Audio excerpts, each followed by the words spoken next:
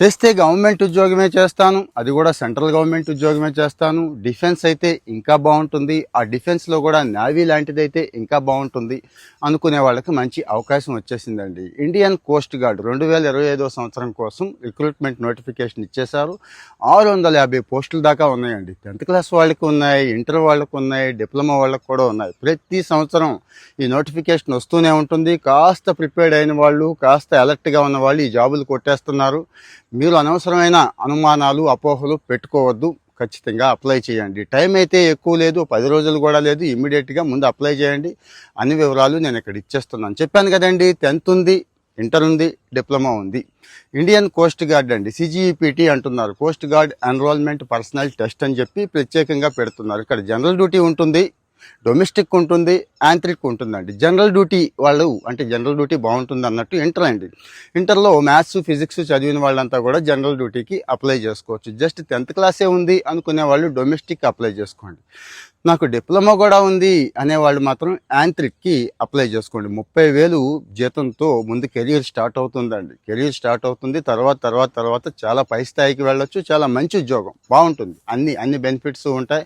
ముఖ్యంగా ఫీల్ బాగుంటుంది. ఇండియన్ నేవీలో పనిచేస్తున్నాను అనే ఫీల్ అయితే బాగుంటుంది. ఇంకెవరికి అంటే వయసు ఎవరికి అంటారా, 2004 నుంచి 2008 మధ్యలో పుట్టుండాలి. చూసుకోండి. ఇక మంత్స్ అంటే కరెక్ట్ డేట్ మంత్ ఇక్కడ ఇస్తున్నాను, చెక్ చేసుకోండి.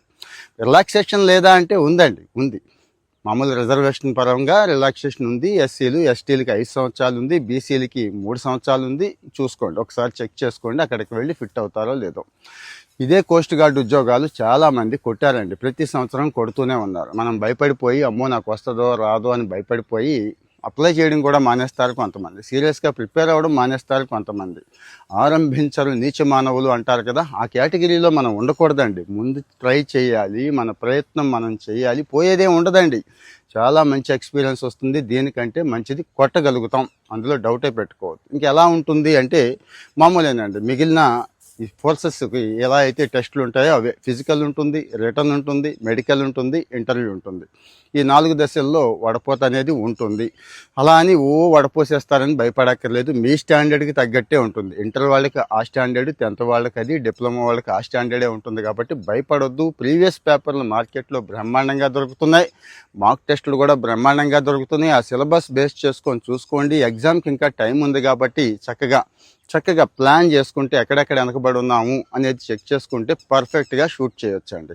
ఇంకా డౌట్స్ ఏమన్నా ఉంటే కామెంట్లో పెట్టండి. ఇంకా ఫాలో అవుతూ ఉంటే ఇలాంటి ఉద్యోగ సమాచారం ఎప్పటికప్పుడు ఇచ్చేస్తూ ఉంటాను. మన వాళ్ళకు కూడా షేర్ చేయడం మర్చిపోవద్దు.